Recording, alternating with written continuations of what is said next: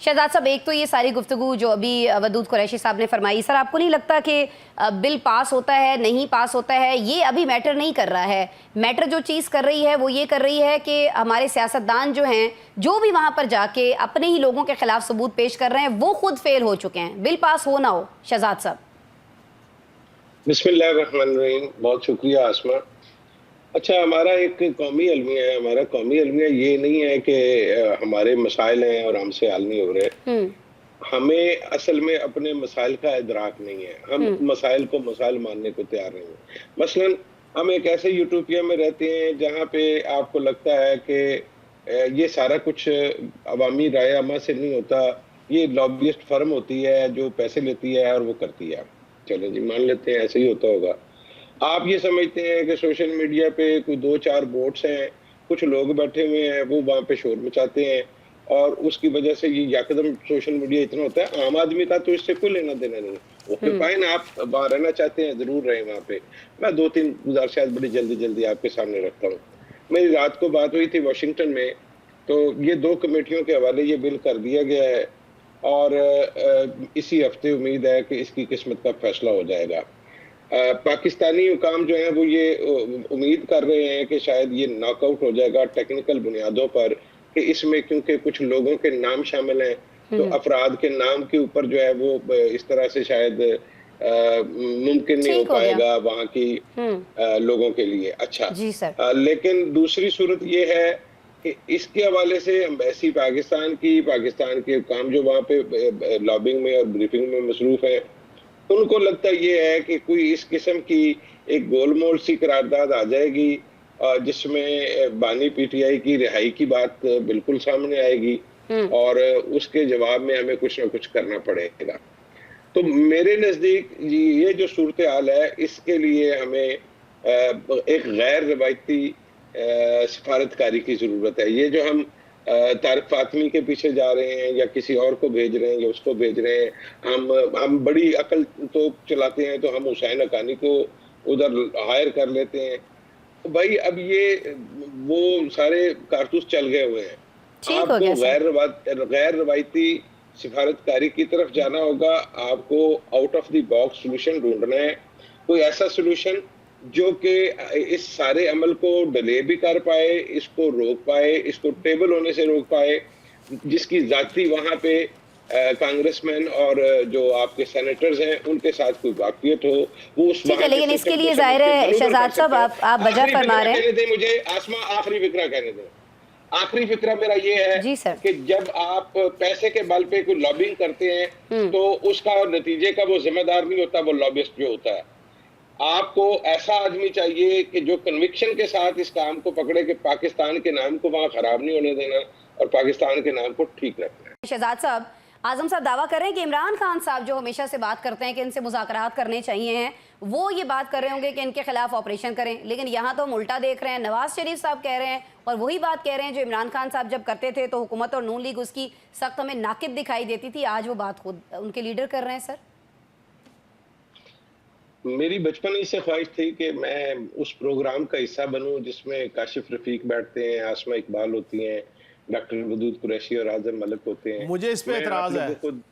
मैं आप लोगों भाई मैं तो इतना पुराना हूं ही नहीं। सीखता हूं। मैं तो आप लोगों को देख देख के बहुत कुछ सीखता हूं इधर।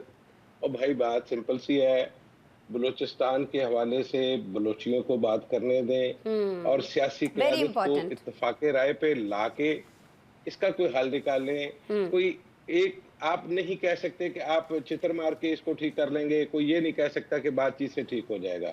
आपको ये सारे काम साथ साथ करने पड़ेंगे। कुछ के खिलाफ आपको ऑपरेशन करना पड़ेगा, कुछ के साथ बातचीत करनी पड़ेगी। एंगेजमेंट जरूरी है।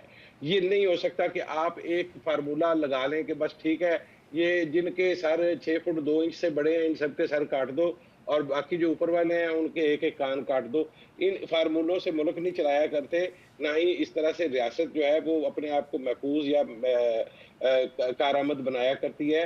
चीज़ों को उनके रैशनल के मुताबिक अगर आप डील करेंगे तो चीज़ें ठीक हो जाएंगी। अगर आपने इस तरह से हठधर्मी का मुजाहरा करना, बातचीत करने में कोई अर्ज नहीं है मियां नवाज। मैं क्यों कहता हूँ, बेसिकली ये मामला सियासतदानों को आगे बढ़ के लीड करना है और उनकी लीड करने के अलावा ये मामला हल नहीं होगा। ठीक है वदूद साहब, फिलहाल साहब, आप क्या सियासतदानों के बस की बात नहीं रही है। सियासतदानों ने कुछ नहीं करना। आपको पता है जहां जो फैसला हो चुका है, सियासतदान अगर ये फैसला करेंगे, इसके ऊपर अपनी मोहर लगाएंगे, तो उसकी एक्सेप्टेबिलिटी ज्यादा होगी। मलिक साहब, अगर आप ये तासुर देते रहेंगे जो अभी हम दे रहे हैं, इससे मजीद तहफ़्फ़ुज़ात बढ़ेंगे, लोगों के ज़हनों में मजीद प्रॉब्लम क्रिएट होंगे। मैं उससे अवॉइड करने के लिए आपको ये मशवरा दे रहा हूँ। मैं शहजाद साहब की बात से बिल्कुल अग्री करती हूँ। शहजाद साहब, मैं आपकी तरफ आऊंगी, आप बता दीजिएगा फॉरवर्ड ब्लॉक बनने जा रहा है या आपको लगता है कि नहीं, इतने तजादात और इख्तलाफात के बावजूद पीटीआई जो है ईद के बाद अपने कारकुन बाहर लाने में कामयाब हो जाएगी? सर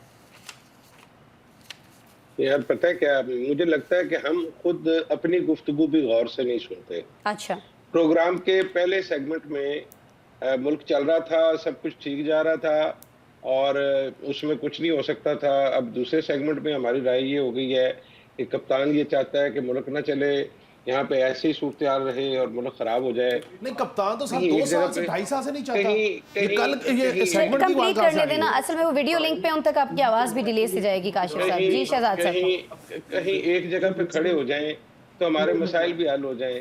मसला इतना सा है कि शेर अफजल मरवत क्या है, मतलब फॉर दैट मैटर वो शेख साहब वकास अकरम शेख भी क्या है।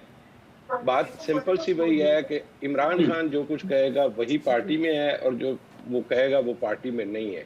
ये जो 2 पहलवान आपने गिनवाए हैं केपीके के, परवेज खटक साहब और आफ्ताब शेरपाव साहब, तो ये दोनों पहलवान पिछले इलेक्शन में थे, मेरा ख्याल है अगले इलेक्शन में भी होंगे। तो पहलवानी तो भाई दंगल में दिखाई जाती है, ये गुफ्तगू से नहीं दिखाई जाती कि वो ये कर देंगे वो कर देंगे। मुझे नहीं लगता कि सर दंगल चल रहा है, दंगल तो लगेगा ना सर ईद के बाद। तो बता दें उसमें पहलवान कौन सा कामयाब होगा? वो पहलवान कामयाब होगा जो फॉरवर्ड ब्लॉक की बात कर रहा है शहजाद साहब, या वो पहलवान कामयाब होगा जो कह रहे हैं कि नहीं जी हम तो अवाम निकाल के दिखाएंगे? आसमा, फॉरवर्ड ब्लॉक से फर्क क्या पड़ेगा?